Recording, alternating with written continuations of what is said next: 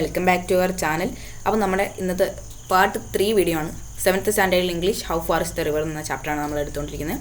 അപ്പോൾ ഇതിനു മുമ്പ് നിങ്ങളുടെ ചാനൽ സബ്സ്ക്രൈബ് ചെയ്തിട്ടില്ലേ ഒന്ന് സബ്സ്ക്രൈബ് ചെയ്യുക, തൊട്ടടുത്ത് കാണുന്ന കുഞ്ഞ് ബെല്ലൈക്കൺ ഒന്ന് പ്രസ് ചെയ്യുക. പിന്നെ നിങ്ങൾക്ക് ഇഷ്ടപ്പെട്ട ലൈക്ക് ചെയ്യുക, ഫ്രണ്ട്സിനൊക്കെ ഷെയർ ചെയ്യുക. അപ്പോൾ ഫ്രണ്ട്സ് നമുക്ക് വീഡിയോ തുടങ്ങാം. അതിനു മുമ്പ് നിങ്ങളുടെ പാർട്ട് 1ഉം 2ഉം വീഡിയോ കണ്ടിട്ടില്ലാത്തവരാണെങ്കിൽ ഞാൻ ഡിസ്ക്രിപ്ഷനിൽ ലിങ്ക് കൊടുക്കാം, നിങ്ങളത് കയറി കാണാം. അപ്പോഴേ കണ്ടിന്യൂഷനായിട്ട് മനസ്സിലാവുള്ളൂ. അപ്പോൾ നമുക്ക് എന്തായാലും വീഡിയോയിലേക്ക് കിടക്കാം. Okay friends, let's start. അപ്പോൾ നോക്കാം. Presently, he saw another boy ahead of him, driving a few goats down the path. "How far is the river?" he asked.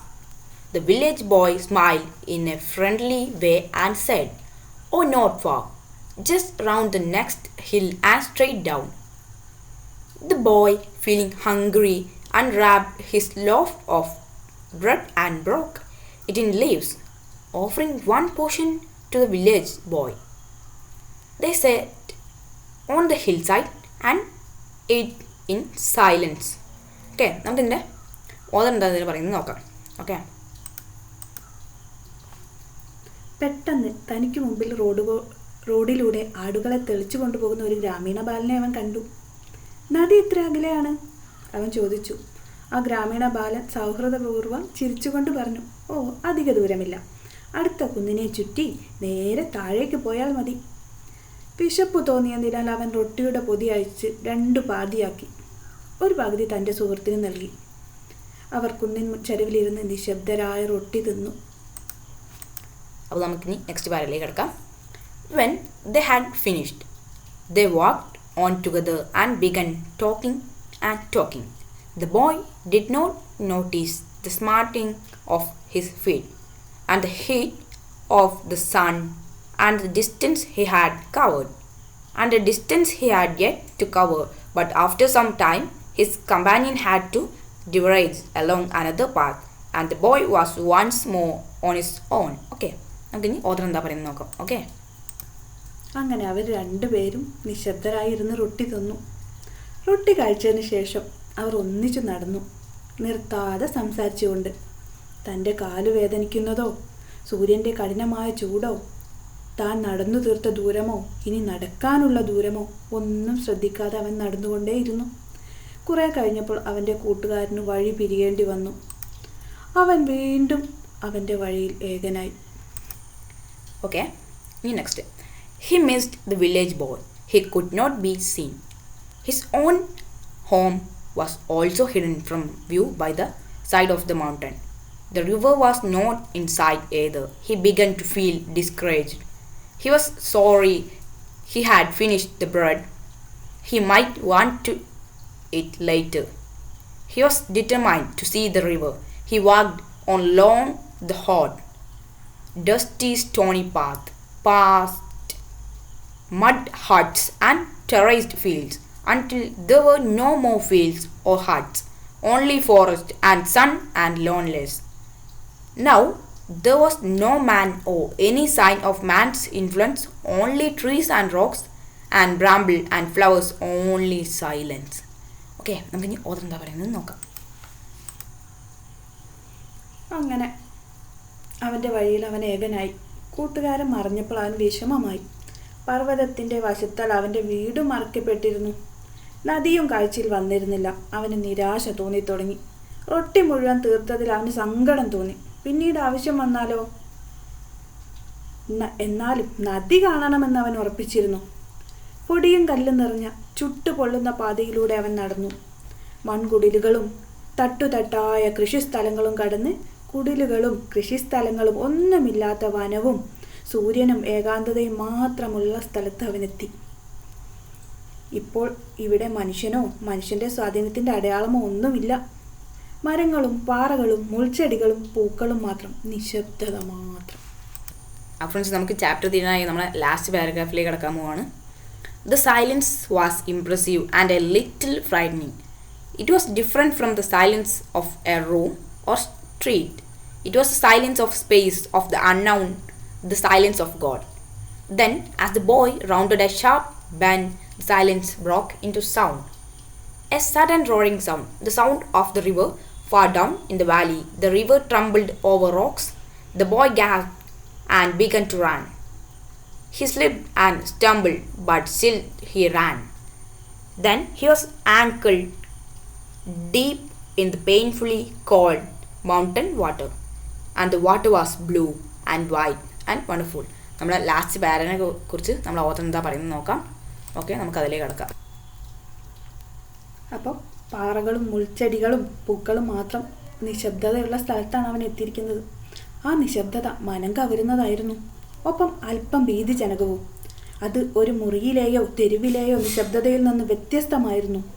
അത് ശൂന്യതയുടെ, അറിയപ്പെടാത്തതിൻ്റെ, ദൈവത്തിൻ്റെ നിശബ്ദതയായിരുന്നു. അവൻ ഒരു കൊടും വളവ് ചുറ്റിയെത്തിയപ്പോൾ ശബ്ദം നിശബ്ദതയെ ഇല്ലാതാക്കിയിരുന്നു.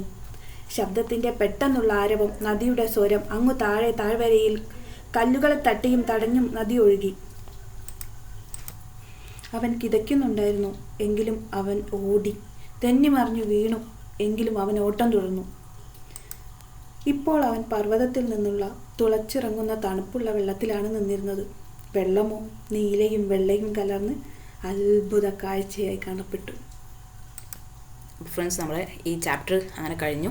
നമുക്കിനി ഇതിലത്തെ കുറച്ച് ക്വസ്റ്റ്യൻ ആൻസർ ഡിസ്കസ് ചെയ്യാണ്ട്, ഇതും കൂടെ കഴിഞ്ഞാൽ പിന്നെ നമുക്ക് അടുത്ത ക്ലാസ് മുതൽ ആക്ടിവിറ്റീസ് ഡിസ്കസ് ചെയ്യാം. ഓക്കെ, അപ്പോൾ നമുക്ക് എന്തായാലും ക്വസ്റ്റ്യൻ ആൻസേഴ്സിലേക്ക് കിടക്കാം. ഞാൻ ഇന്നലെ മിഞ്ഞാനായിട്ട് നിങ്ങൾക്ക് കുറച്ച് മീനിങ്സ് തന്നിരുന്നു. നിങ്ങൾ ആ മീനിങ്സ് ഒക്കെ പഠിച്ചു എന്ന് ഞാൻ വിചാരിക്കുന്നു. ഓക്കെ, അപ്പോൾ 11th ക്വസ്റ്റ്യൻ ആണ് ഞാൻ നോക്കാനുള്ളത്. അപ്പോൾ 11th question. The boy unwrapped his loaf of bread and broke it in half, offering 1 portion to the village boy. Okay, ഇനി നമുക്ക് ഇതിൽ നിന്നാണ് ക്വസ്റ്റ്യൻസ് വരുന്നത്. അതിൻ്റെ എ ക്വസ്റ്റ്യൻ നോക്കാം. What attitude of the boy is revealed here. Okay, എന്താണ് ഇവിടെ പറയുന്നത് വെച്ചാൽ, ഇവിടെ എന്താ പറഞ്ഞിട്ടുള്ളതെന്ന് വെച്ചാൽ, അതായത് ആ ബാലൻ, അതായത് ഒരു വേറൊരു ആട്ടിടനെ ബാലനെ കണ്ടിരുന്നല്ലോ, അപ്പോൾ അവന് തൻ്റെ ബ്രെഡ് ഷെയർ ചെയ്തിരുന്നു, അതാണ് പറയുന്നത്. ഇനി അതിൽ നിന്നുള്ള ക്വസ്റ്റ്യൻസ് ആണ്. എ ക്വസ്റ്റ്യൻ എന്താണെന്ന് വെച്ചാൽ, ഞാൻ പറഞ്ഞല്ലോ, what attitude of the boy is revealed her. അതായത് ആ ബോയുടെ എന്ത് സ്വഭാവ സവിശേഷതയാണ് ഇവിടെ കാണുന്നത് നമുക്ക്. His friend lines, kindness, generosity എന്ന് വെച്ചാൽ ദയ, കാരുണ്യം എന്നൊക്കെ പറയേ, പിന്നെ സുഹൃത്തിനോടുള്ള സ്നേഹം, അങ്ങനെയൊക്കെ ഉദ്ദേശിക്കുക. ഓക്കെ, അപ്പോൾ B question. Have you ever shared your food with the needy? Describe such experience if any. അത് ചോദിച്ചിട്ടുള്ളത് എന്താണെന്ന് വെച്ചാൽ, നിങ്ങൾ നിങ്ങളുടെ ഫുഡ് ആവശ്യക്കാരന്, ഏതെങ്കിലും മറ്റൊരു ആവശ്യക്കാരന് നിങ്ങൾ ഷെയർ ചെയ്തിട്ടുണ്ടോ എന്നാണ് ചോദിച്ചിട്ടുള്ളത്. അങ്ങനെയാണെങ്കിൽ ആ അനുഭവം എഴുതാൻ.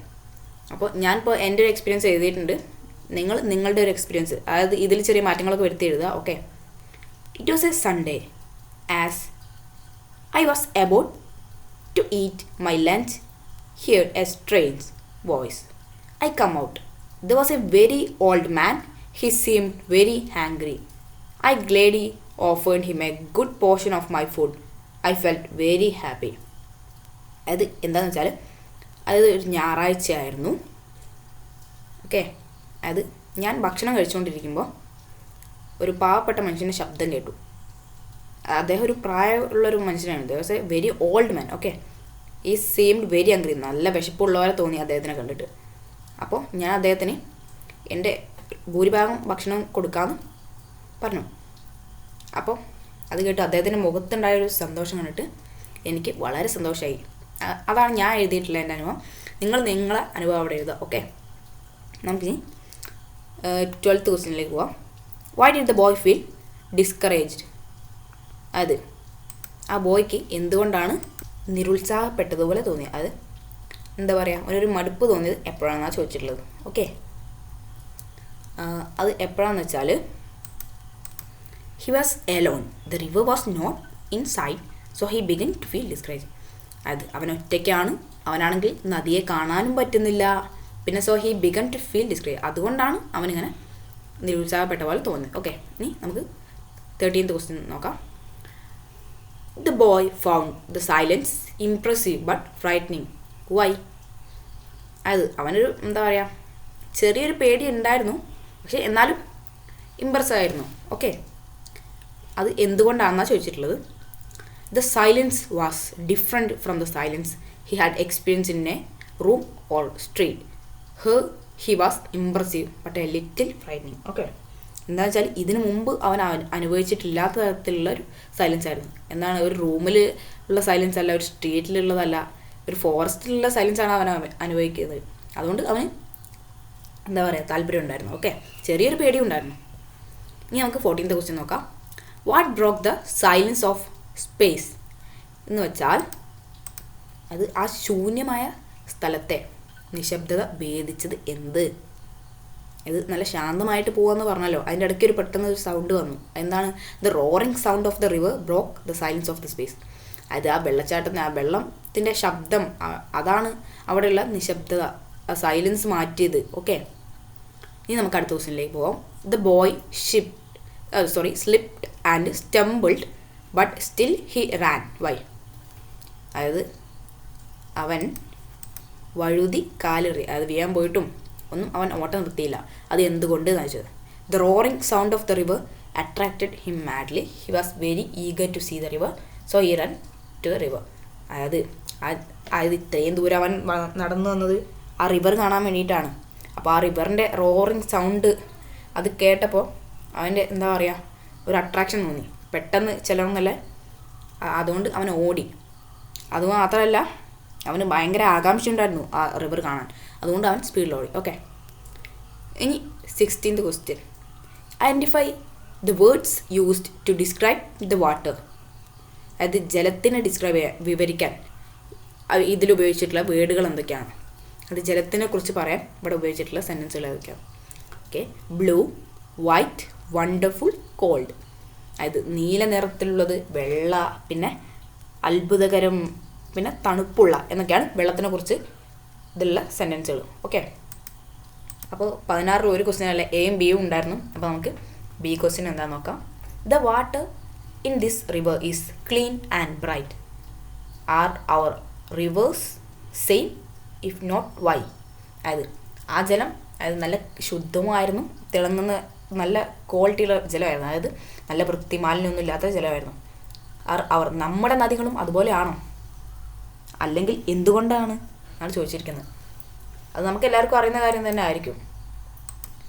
The water in our rivers is not clear and bright, it is often polluted. അതായത് നമ്മളത് ക്ലിയറും അല്ല ബ്രൈറ്റും അല്ല, കാരണം എന്താണ്, അത് പൊല്യൂട്ടഡ് ആണ്, മലിനീകരണപ്പെട്ടിരിക്കുകയാണ്. ഓക്കെ, നമുക്കിനി ഇന്നൊരു 5 മീനിങ് ഞാൻ തരും, പിന്നെ ഇനി നമുക്ക് അടുത്തത് ചെയ്യാനുള്ളത് ആക്ടിവിറ്റിയാണ്. ഓക്കെ, നമുക്കിനി മീനിങ്ങിലേക്ക് കിടക്കാം.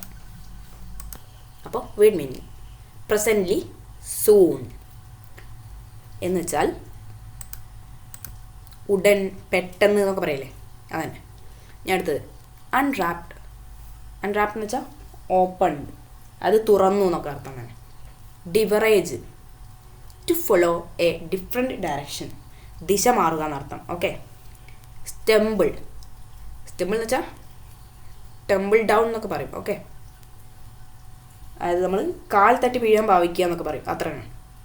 ഇനി അത് DC, spinning round. Okay, DC എന്ന് വെച്ചാൽ തലകറക്കം തോന്നിക്കുക എന്നൊക്കെ പറയില്ലേ, അത്രയേ ഉള്ളൂ. ഓക്കെ, അപ്പോൾ ഫ്രണ്ട്സ് നമ്മുടെ ചാപ്റ്റർ ഒന്ന് കഴിയാണ്. ഓക്കെ, നമുക്ക് ഇനി അടുത്ത നെക്സ്റ്റ് ക്ലാസ്സിൽ നമ്മൾ ആക്ടിവിറ്റീസ് ആയിട്ട് വരും. Okay friends, thank you for watching. എല്ലാവരും നന്നായിട്ട് പഠിക്കുക, എല്ലാവർക്കും നല്ല മാർക്ക് കിട്ടും. ഓക്കെ.